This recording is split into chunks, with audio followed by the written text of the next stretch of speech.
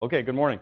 And it looks from the schedule like I'm on the other side of y'all's program. In other words, you've now crested the peak and it's all downhill from here. Or either that or you're feeling the crunch and you're realizing, oh my gosh, surf is right around the corner and I got to get a lot of things done before my poster is going to be shown off to my colleagues and faculty members and things like that. So certainly thanks for having me, and I hope that you're enjoying your summer. And so what I want to do today is give you a little feel for my background and what brought me to the faculty position that I'm in, and some of the research areas that interest me and that drive our program here at LSU. So I promise not to show you a whole bunch of bar graphs. There won't be any stats. Even though I'm an engineer, I could show a bunch of equations, but I'm going to kind of keep it light. I'm ADD by nature. And this job is perfect for those of us who get bored with things because things change constantly, right?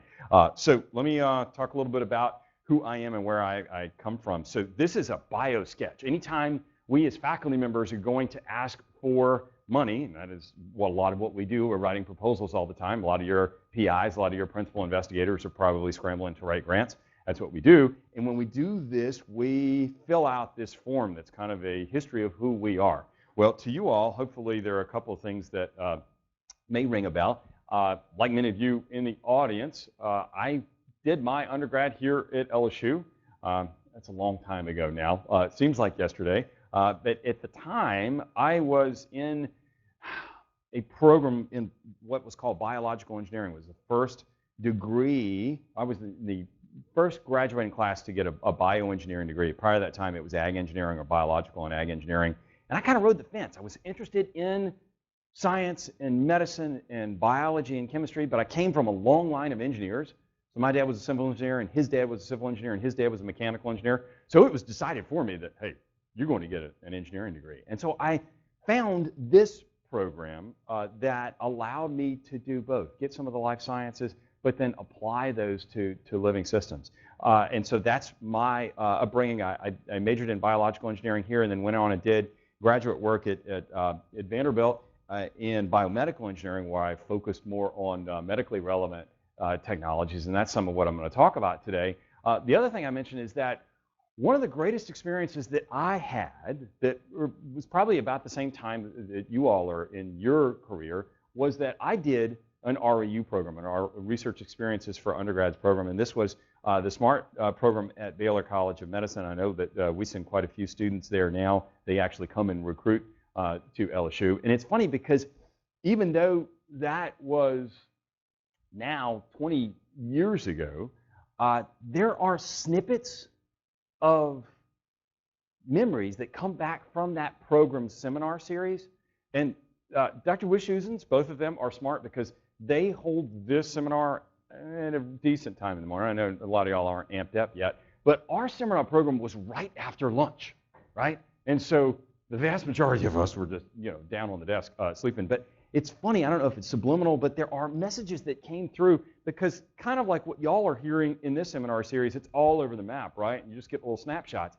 And I can remember hearing things like them talking about ghrelin and leptin, which at the time I thought those were characters in a Gremlins movie. But later in a seminar or even in a job interview one time, or when I was going to visit another university, somebody mentioned that. And it's funny how much of that comes back and gets recalled from the subliminal. So I hope that even if I put you to sleep, that some of the messages that I'm going to talk about today will ring true, and you'll say, oh yeah, I heard this guy talk about some sort of microfabricated sensor or some of this genetic therapy. So let me talk about what I do. So I mentioned that I was interested in the life sciences, but I knew that I wanted also the engineering aspects because even though that I mentioned my lineage forced me to do that, I was a tinkerer, loved to take apart watches and gadgets and things like that. Couldn't really put them all back together, but I loved to figure out the way things work.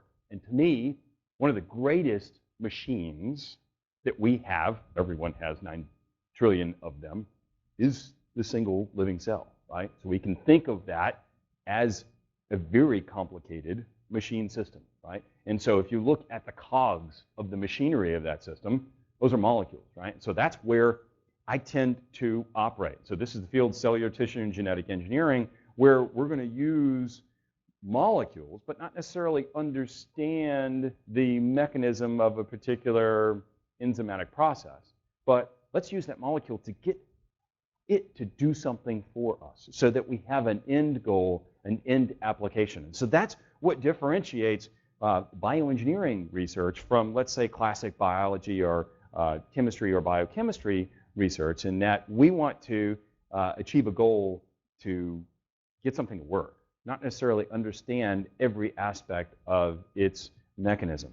Yeah, I say that, but if you were to walk into our lab, right, and see the tools that our students use, it's almost exactly like what you would see in a molecular biology lab, an analytical chemistry lab. We're still dealing with molecules. And so I want to talk about how we might apply some of those. So this slide is a slide that I have to show to my engineering graduate and undergraduate students, but you all are probably very familiar with this. This is kind of what we call the central dogma of molecular biology, that if I'm picturing the machine as a cell, what are my inputs and what are my outputs of this processing system? And so we all know that information flows from DNA to RNA to protein, and those proteins are really the action players of the cell. Now, what I'm going to talk about is that there are some interesting regulators on these arrows, and these are small nucleic acids, things like oligonucleotides, microRNAs, small interfering RNAs, which I'll define in a few minutes, that control that process. But if we're interested in looking at proteins, one of the easy ways for us to be able to assess whether or not a protein is present or not is to use reporter genes. And so I'm going to talk about reporter genes. And these two pictures that I'm showing here are two very common reporter genes. Anybody know what this is? That's a jellyfish, right? What's this? You might see these this time of year outside at sunset. Lightning bug, exactly right. So this is a firefly. Anybody know what the protein that fireflies make that is responsible for the glow? Y'all can, yeah. Green fluorescent protein, that's right. That's what the jellyfish makes, right? And it's a fluorescent native protein. And the firefly makes something a little bit different, but it's also very useful to us. You might know what the name of that protein is? Yeah, it's called luciferase, right? And it's an enzyme, and the output of the luciferase reaction is photons. It's light. So why am I interested in this?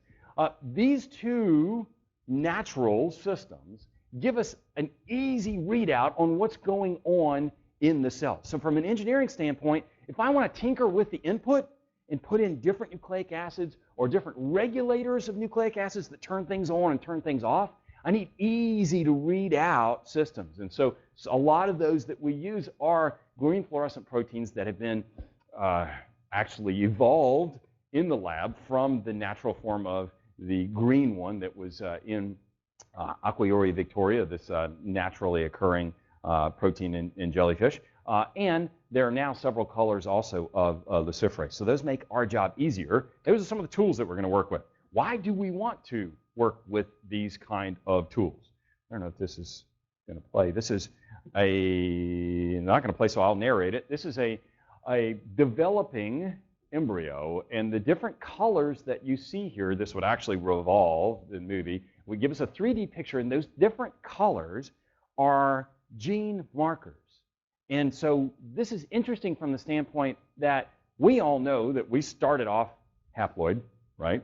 And then we form a zygote, right? Sperm and an egg cell get together, and then they start to develop, right?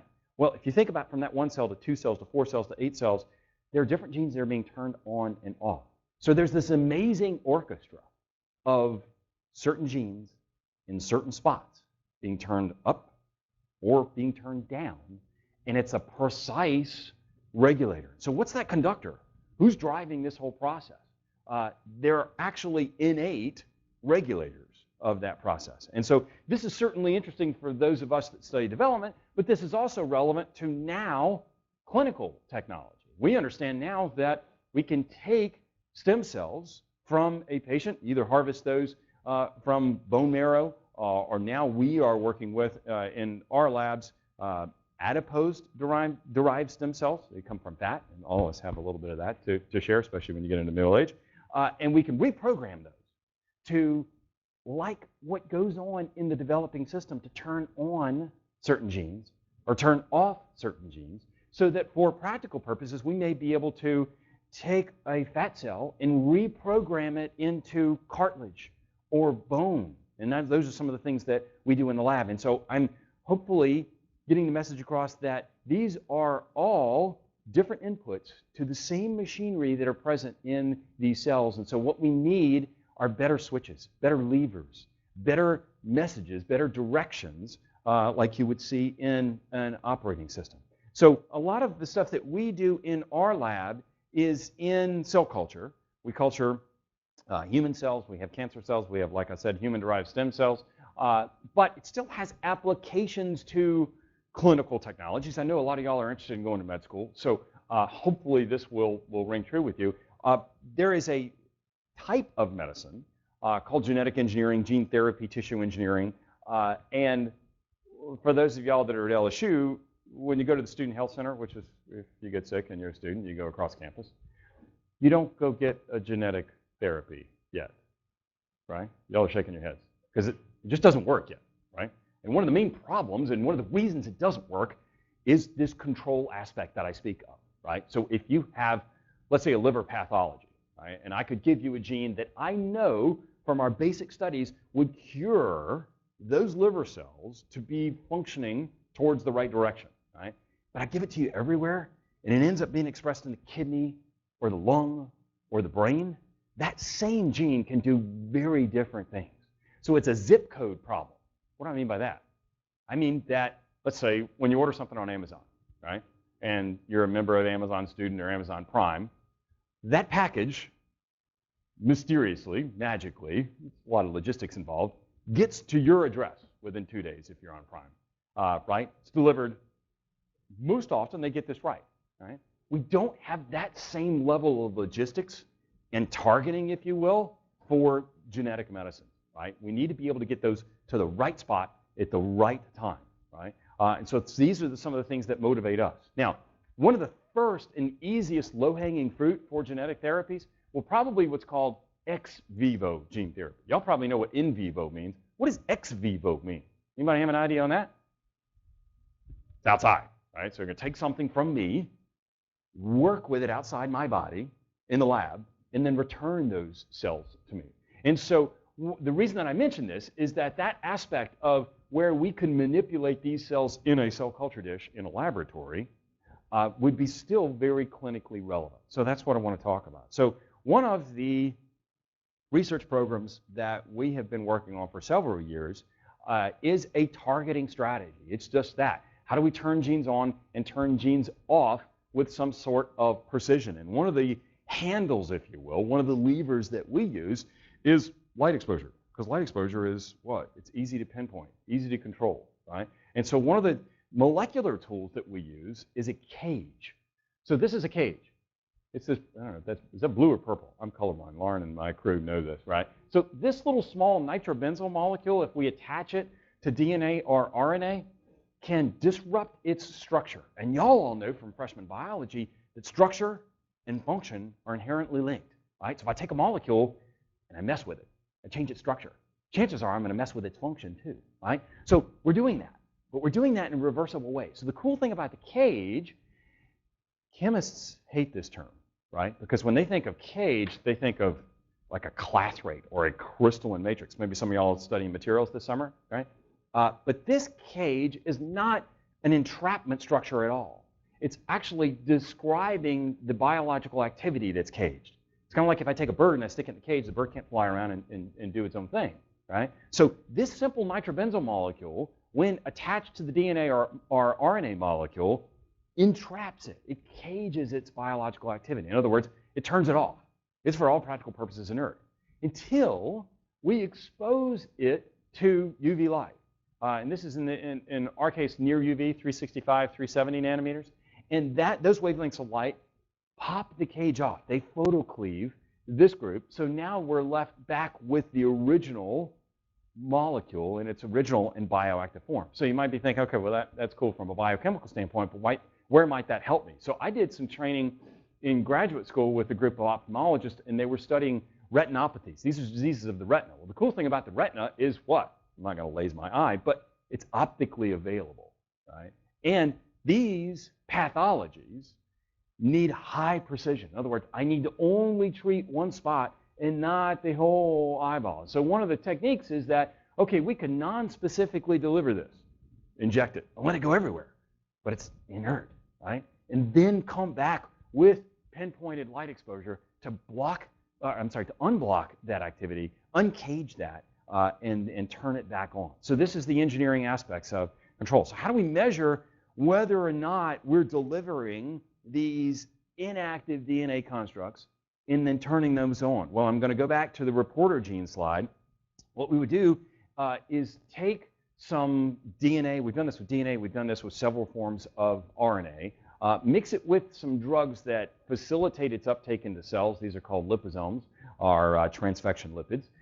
And so then we deliver these to cells. And we're going to keep some cells in the dark, and then we're going to photoactivate those cells. And so the idea being that these cells that have been photoactivated should see the activity of these nucleic acids that we put into the cells, whereas the dark ones are not active. Now, what you could do is you could sit there and count every one of these cells. So if we took the same cells to start with, by the way, when we're using these cells, these are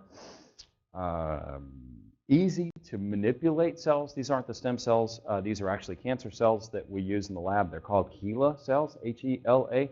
Just a quick aside, anybody heard of a HeLa cell? Yeah? Awesome. Y'all heard of this? There's a great book. It's called The Immortal Life of Henrietta Lacks. I encourage you to read that book. You may come across it in your curricula. It's a great story about this woman named Henrietta Lacks, and these cells were taken from her in the 50s as part of a cervical biopsy procedure. And it turns out that those cells, when they brought them back to the lab, were so robust, they kept growing on. Unfortunately, Ms. Lacks died off, but these cells lived on. And they're in, last count, 1,200 labs across the globe, so she literally is immortal. Now, the interesting nuances of that story are that she didn't really give her permission for her cells to be taken and be used for medical purposes, but we've learned a ton from those cells, and so this book attempts to do some justice and talks about the family and things like that. So we owe a lot of debt of gratitude to Ms. Henrietta Lacks, and the cells that we use are from her. And the reason that we use these cells is that, like I mentioned, they're race car cells. They're immortalized. They're very good, actually, at taking up foreign, what we call transgenes, and expressing those. So these are those genes, the green fluorescent genes that come from a jellyfish. We don't express those genes as normal humans, but we could take that gene and put it into our cells and actually get our cells to glow green. Actually, you may have seen these genes last time you went to the grocery store in action. Anybody go to Walmart to go shop? So we go to Walmart every now and then, and my kids make me go through, on the way to the grocery section, the pet aisle. And you'll see, not Henrietta Lacks cells, but you'll see green fluorescent protein in action in the pet aisle. Anybody know where? Yeah, somebody said it.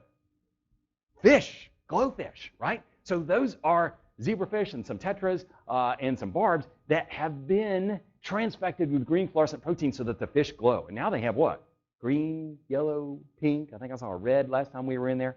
So these are in action. You can actually find genetically modified organisms in Walmart in Baton Rouge, Louisiana, believe it or not. Okay, but we use these for practical purposes to tell us whether or not, getting back to my mission at hand, whether or not we can control these genes being expressed. Because if we take plasmids that encode for GFP, but we cage them and keep them in the dark, they should stay dark. And indeed they do. But if we take those same cells and expose those to light and then allow those plasmids to be transcribed and translated, lo and behold, they turn on. So this is a quick tip for you all, that my first job was to sit here as a graduate student and count all of the green cells manually. Click, click, click, click, click. And then I discovered a technology called flow cytometry that will enumerate. It will count cells, 1,000 cells a second, right?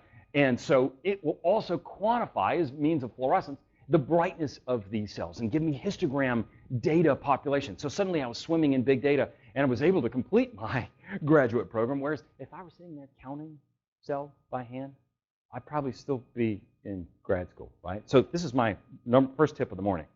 Work smart. All of y'all are going to have to work hard, right? But work smart, figure out how technology can work for you. In my case, flow cytometry saved my and allowed me to generate a lot of data. So this is the one and only bar graph that I'm going to show you this morning. And this is a pictorial of how well we can control some nucleic acids. These are an analog of Si small interfering RNAs, except they've been fluorinated, so we call these FNAs, and that was a lot of joke in the lab for a while. FNA, man, these work. All right, so the idea here is that if we have some control nucleic acids, those should work. They should be up near 100%, right? If we cage those, now the unique thing is that these are double-stranded, so we could cage either one side or the opposite side or both sides. And you can see that if we cage both sides and we look at the black bars, and that's when we keep it in no light treatment, keep it in the dark, we can turn this off. And simply by turning light exposure back on, we can increase this. But this is cool. This was the first demonstration that we can control gene expression with light. Now there are a whole bunch of optogenetic approaches that have stemmed from this. But from an engineering standpoint, we weren't happy with this. Because this is like kind of like going into your room and turning the light switch on. And when you turn it on, you get to maybe some dim level of 60%, right? And when you're ready to go to bed and you turn it off and you get to some level of like 10%. So it's by no means perfect, right? This is not a binary system yet. And so we have a lot of work to do to improve this. So one of the technologies that we're looking at now is using nanoparticles to do two things for us. Facilitate uptake, because nanoparticles, these are small enough to package cargo. Remember I mentioned the zip code problem, right? So the addressing, getting particles to the right spot in the body, in particular tissues, and even in through these hurdles that exist in every single cell is complex. And that's why we call this intracellular trafficking. But it turns out that these nanoparticles that we use are fairly good at facilitating nucleic acid delivery. So I am not going to narrate every one of these confocal micrograph images. I'm going to talk about the packaging today. And this is the same small oligonucleotide. We can use DNA or RNA or fluoroRNA. But instead of just delivering it in free form, we tether it. Stick one end of it to a small nanoparticle. In this case, this is a 60 nanometer silver. This is a metallic, shiny nanoparticle. And the cool things about, many of y'all are studying material science this summer, one of the cool things about these particles at this form is that they are small enough to be able to resonate and do weird, for lack of a better term, things with light. And one of the things this particle does is it acts like an antenna.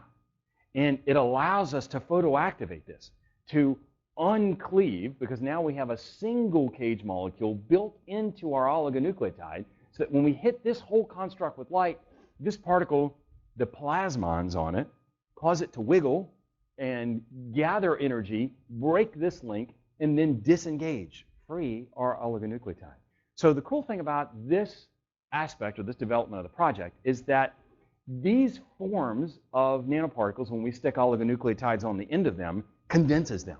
And somehow they are endocytosed into cells. They're taken into the cells very efficiently, right? And the other aspect of efficiency is we don't have to hit these with near as much light. Remember I mentioned that it's UV light? You all know, I mean, hopefully you wear your sunscreen. UV light can be damaging, right? And so one of the things that the silver nanoparticle does for us is it red shifts our action spectrum. Red shifts, what does that mean? It means it takes it from the near UV and makes those wavelengths longer, right? So that we're now into the blue wavelengths that we can trigger these responses with, right? And so these are some of the things that we're now working into. Okay, so I mentioned that I'm ADD, and this job is great for folks that are jumping from one thing to the next in terms of our attention spans. And so I do want to at least talk a little bit about the other half of our program, and that is in molecular and cellular sensors. Anybody know what these guys' occupation was? Yeah, coal miners, right? And so as part of their daily routine on the job, they carried these things with them. Anybody know what that is? That's a canary, right? And so the coal miner carried a canary into the mine with him. I should say her, but there weren't many female coal miners in the 1930s. Thankfully, this was a dirty and hazardous job because of the fact that the canary alerted them to, in one case, methane, all right? And the problem with methane is that for all practical purposes, it's what? Colorless, odorless, but what's the danger of methane? Explosive, exactly right. And so the canary act as a sensor. So we call this as a biosensor because the canary, if the canary went right and keeled over, the miner knew, hey, look, either one case carbon monoxide, certainly lethal, right? And so if it's going to affect the canary, it's likely to affect me. I need to get out of there, right? So the problem with the canary, though, is that it's not exactly practical, right? It's not like something we could carry on our cell phone or on our watch. And so some of the things that I did immediately after I graduated in 2001 with my PhD in July, and then a couple months after that, September 11th happened. And y'all remember the World Trade Center, the tower attacks. But right after that, there was an anthrax scare. And I worked on a project that was funded by the Department of Defense. It was actually called DARPA, the Defense Advanced Research Projects Agency. So this is a research division for the military focused on defense, not offense, which I was more comfortable with. DARPA is responsible for a lot of our technological developments. The mouse, right? Actually, the internet. Al Gore did not invent the internet, folks, okay, out there. DARPA actually did. It was called ARPANET. So DARPA funds high-risk, high-reward projects. Maybe some of y'all are on high-risk, high-reward projects. What do I mean by that? These are projects that more often than not, they fail, right? But if we fund 100 of these projects, and one of them hits, it's a paradigm shift. It's a disruptive technology that may really advance our ability to protect, right, prolong life, improve the quality of life. And so it was an interesting project to work on, and a lot of what we did was at the miniaturized scale. Take that canary and take whatever makes it responsive to these chemical and biological warfare agents. There were some very interesting emails that came down from very high up in the chain when the anthrax scare went out, and to our research team that was trying to detect chemical and biological toxins, they said, what do you have? We need things out here pronto, right? So what we were working on was microfabricated sensors. Why? If you take a sensor and shrink it down to small scale, so now we're talking about still operating in the cellular and molecular regime, we get advances of, number one, not needing very much material, so it's cost effective, but the kinetics at these small scales, the reaction time steps are very rapid, and so that helps us making a quicker sensor, right? So if there's a medicine that's not working for you, or if there's a poisonous gas in the room, wouldn't you rather know those two things sooner than later? So speed is everything when we're talking about biosensors. And one advantage by miniaturizing is that it helps us become more rapid in our responses. So some of y'all may know what the inside of this room looks like. This is CAMD over there near Whole Foods on Corporate in Jefferson area, about 5 miles from here, but still in town.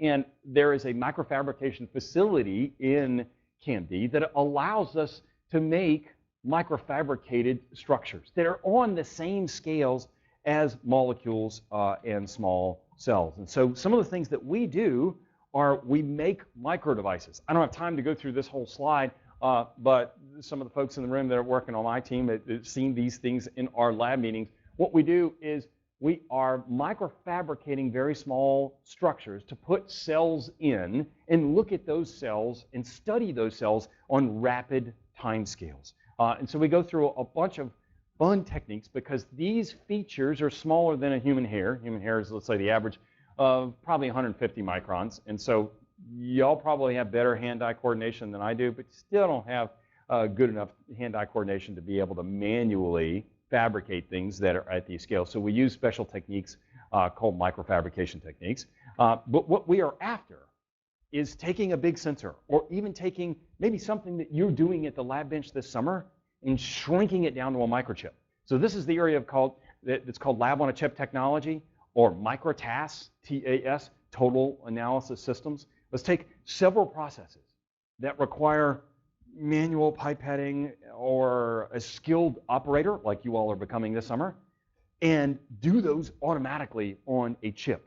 And the advantage of doing this is some of the things that I've already talked about: speed, less reagent consumption, timing, right? And so one of the things that we've developed in the past is being able to measure single cells and look at their electrical characteristics. Some of y'all have already taken physics, so you know what the term impedance means.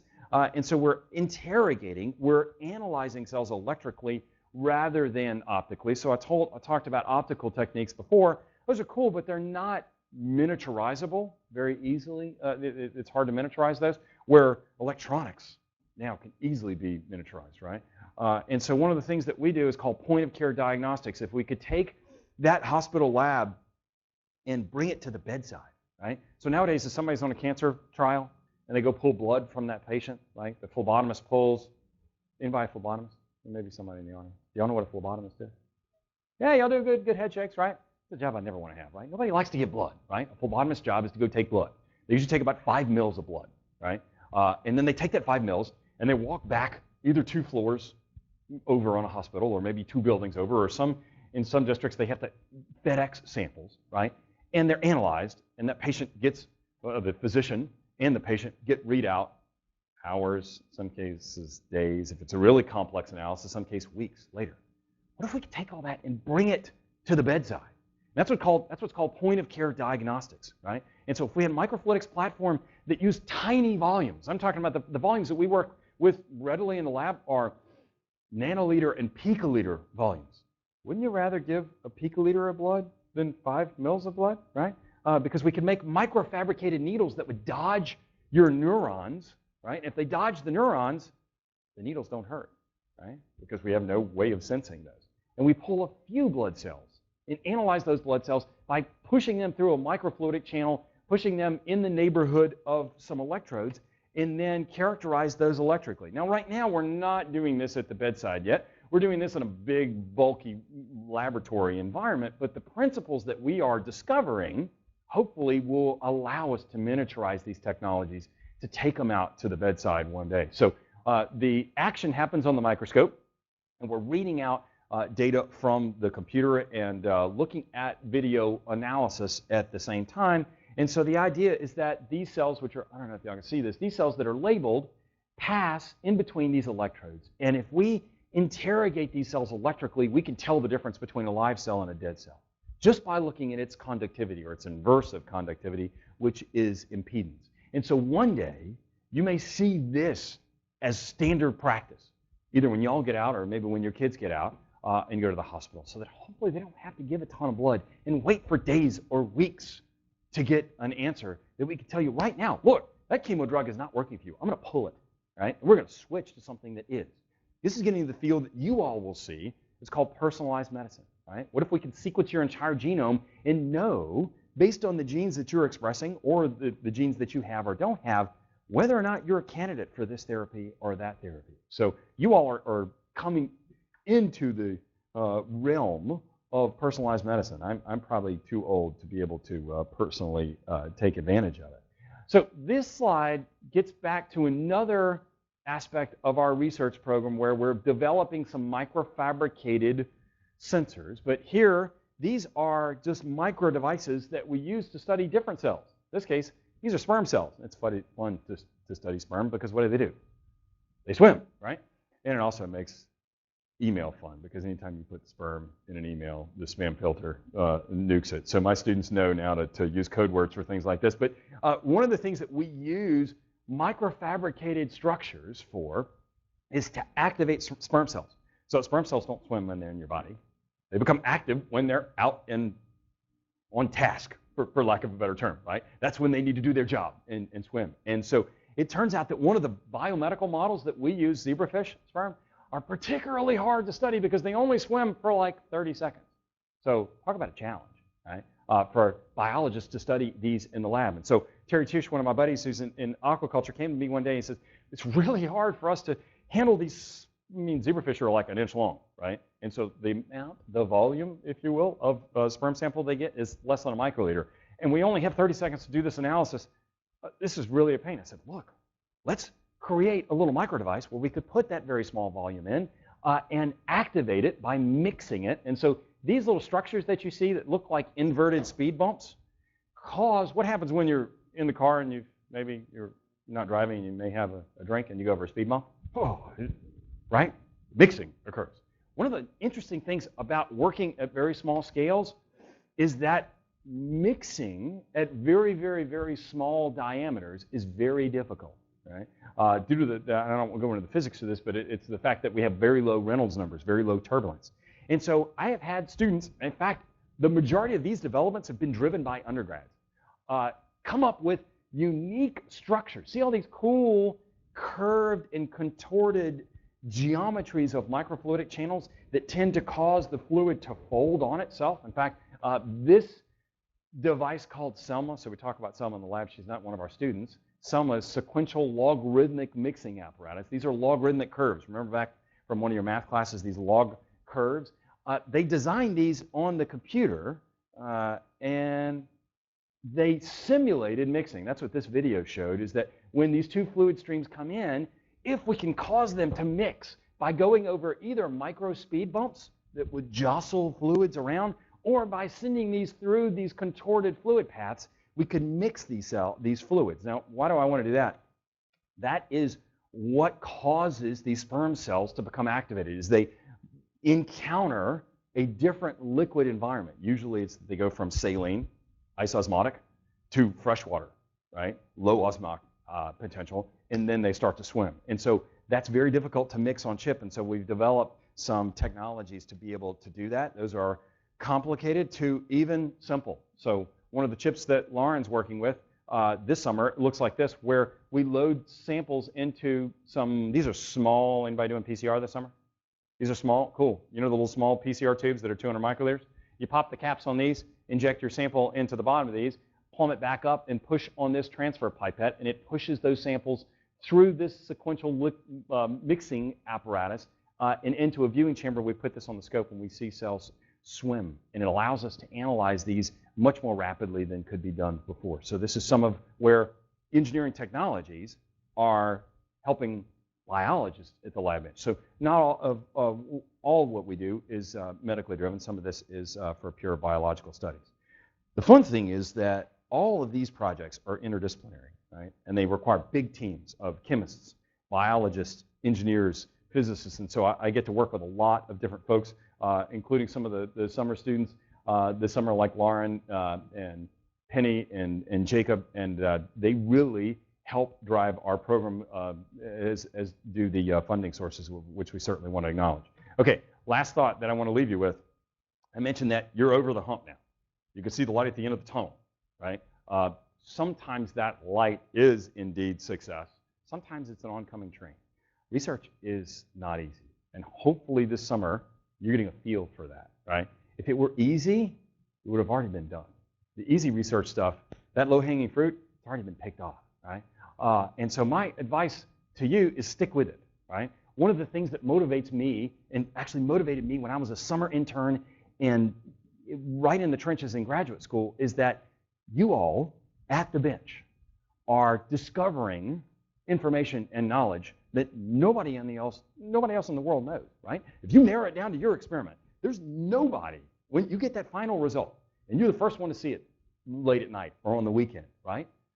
You're literally at the edge of frontier. And to me, that's the spark. That's what makes this job so fun, is that excitement of discovery. And there are not many other occupations where we get to live that on a daily and weekly and monthly basis. Now, it comes with trials, right? But it's certainly when experiments do work and you do see the light, it's certainly a thrill. Now, if I were in your shoes and I had to do it all over again, I'm not sure what I would do. What are you going to do now? I was going to go upstairs. This is a movie, old movie. I meant with your future, your life. Well, that's a little hard to say. Ben. Excuse me. Ben is Dustin Hoffman. He looks a lot more gray now. This was in the 60s. Anybody know what movie this is from? Mr. McGuire. Awesome! The Graduate. Come with me for a minute. Ben just graduated from college. Excuse us, Joanne. And he's at a party, right, that his parents have thrown for him. It's kind of a stiff party. And he's kind of lost. Not sure what he wants to do with his life. Mr. McGuire's going to take him outside and tell him I just want to say one word. what he should do. Just one word. Yes, sir. Are you listening? Yes, I am. Plastics. Exactly how do you mean? There's a great future in plastics. Think about it. Do you think about it? Yes, I will. Enough said. That's a Enough deal. said, right? So, unfortunately, there's not one word that I can give to you all that will send you on the right career path, right? And so it's a little bit more difficult than in the 60s when Ben was graduating from college, and there was a huge increase in the petrochem industry, and everybody was discovering plastics that now are ubiquitous and everywhere and surround our lives. But I do think there are some interesting areas to explore. And as you've seen me talk about all these different things that pull together a lot of different fields, I think that the interesting things are between the fields, right? So if you're working in a biology lab, or you're working in a chemistry lab, or you may be working in a physics lab, find out what the connections are between those labs. Because that's where the undiscovered territory is, right? And that's the spark that will drive not only research projects, but new, disruptive technologies that you could hang your hat on and make a career that would be very rewarding for you, right? So that's what I hope that each of you can find that rewarding career no matter what you do. So thanks for your time. If you want to find us, we're actually ideally situated on campus directly across the street from the ice cream store. And it's in E.B. Doran building. That's where bio and ag engineering is. And so certainly if you are interested, you can come find us and learn more. Thanks for your time.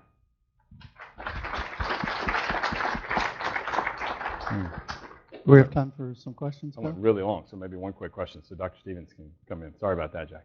Anyone here? Yeah. So do you have the mic up? Yeah, or Either one, man. How far off are we from seeing that type of technology, that like the micro injection to get the blood sample? Okay, very good question. So there are folks that are working on, they've fabricated the needles that can successfully, in the clinical trials, dodge neurons so that they are painless, right? The trouble comes in when those needles are so small. At the tip, I don't know, there's some folks that are studying materials science, the tip of these small glass or plastic needles actually behaves more like liquid than solid. And that becomes difficult when you start to pull cells through that orifice. It's very difficult to keep that open and usable. So what they're having to do is pick that up and put it down, pick it up, put it down, put it down, and actually refabricate it every time. But these could be one-off devices, where what I mean by that is they're completely disposable. And so those are some of the challenges, is material science of what materials can we make that at these very, very, very thin and small geometries would be strong enough. And then how can we coat these devices? That's what Lauren's working on this summer, is that she's working on our microfluidic chip. The problem is cells stick all over to the insides of it. So Lauren's working on coating the insides of these microfluidic devices so cells flow right past, right? And so I didn't give you enough airtime on your project, Lauren, but that's something that's relevant to our stuff, but certainly also the clinical needle, what's called a microneedle project. So my hunch is that 15 years out, you will see microneedles being used more than standard hypodermics. Yeah. Good question. Yeah. How would you deal with the margin of error and like if you're only having so few cells? That's a great question. And so when I showed the slide where we're analyzing single cells, it turns out that if it's a treatment where we're right near what's called the LD50, right? The lethal dose 50 is that dose of a compound that's going to kill 50% of the population. All drugs have an LC50, an active concentration. And so what I mean by that 50% is that the error bars get large. And so it turns out that even though if we're analyzing single cells at a time, we may need to analyze a number of those cells. But still, if you look at a volume of, let's say, 5 nanoliters, we can get thousands of cells in that volume to be able to pull through and get our statistical significance. So it's not likely that you're going to take one cell from a patient. There are a whole bunch of folks, and maybe some of y'all are doing it this summer, single cell PCR, right? We could take one cell and get a readout from it. My thought is probably where you're thinking, you and I would probably agree, is that it's hard to get statistical significance from that. So you're more likely going to have to take a population of cells, kind of like what we would achieve with the flow cytometer that I talked about earlier in the talk, and analyze 1,000 cells, right, to get a better read. But if you could do those on an individual cell basis, you're still going to achieve better accuracy than we can from a standard biopsy and taking a whole test tube and getting one number. I'd rather get 1,000 numbers from that test tube and then run my stats on those. Very good point. Let's check with the remote sites. New Orleans, any questions? And you'll have to unmute if you do, because I don't see you unmuted. No? They're usually quiet. Primate Center, any questions? Shaking their heads. Shreveport. Oh. Yeah. All right, guys. Last chance. Okay. Okay. That's it? All right, thank you. Hey, sorry it went so long.